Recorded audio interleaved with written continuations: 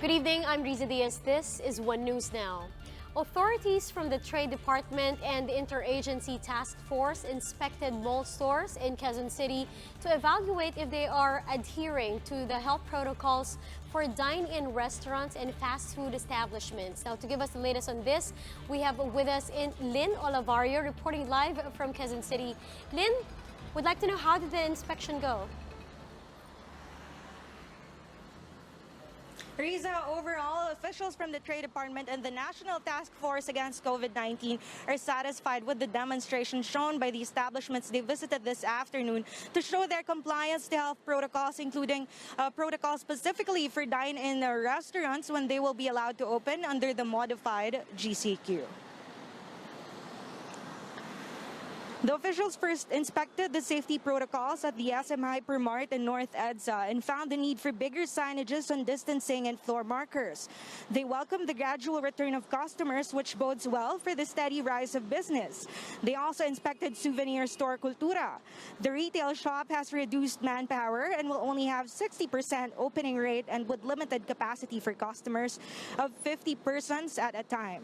Cultura AVP Sheila Tan adds that their clothes are disinfected in a box overnight using UV light, and once tried on by a customer, it will not be put back to the rack. Meanwhile, Shakey's will have 60% less of their regular seating capacity. Every 30 minutes, there will be a bell to signal that staff and guests should sanitize. 2 customers will only be allowed per table unless they're members of the family, in which no more than 6 per table will be allowed. Over at Tim Hohen, there's a QR code on the tables for its menu to minimize contact with the waiters.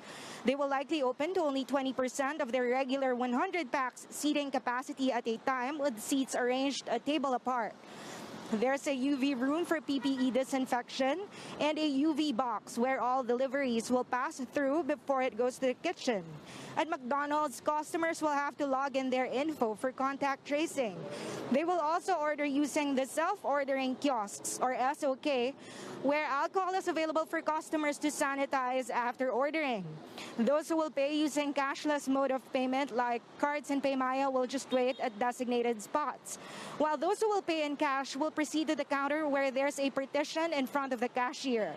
Seating capacity will be reduced from 250 to 90, and there are also dividers in between tables.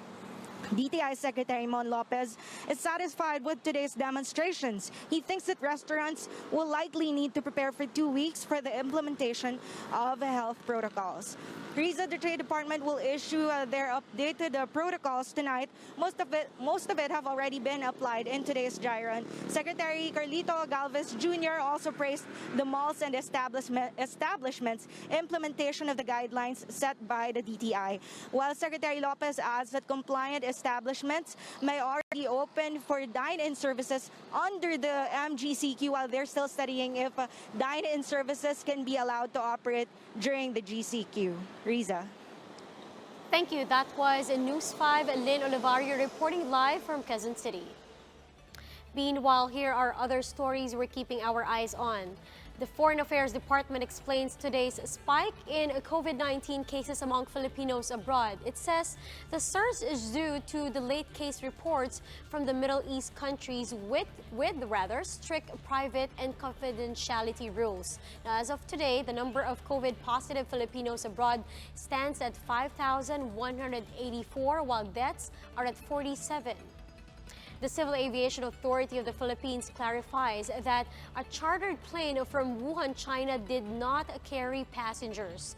The CAAP says the Royal Air Charter 417 was only transporting some unspecified cargo. According to FlightAware.com, the plane took off from Wuhan on Saturday morning and landed in Manila past noon. And the Transportation Department says the railway sector will be using the Stay Safe app to conduct contact tracing for passengers. Transportation Undersecretary says the use of the app approved by the Interagency Task Force on Emerging Infectious Disease. Now, for more updates, follow News 5, The Philippine Star, and Business World Online. I'm Riza Diaz. We are One News.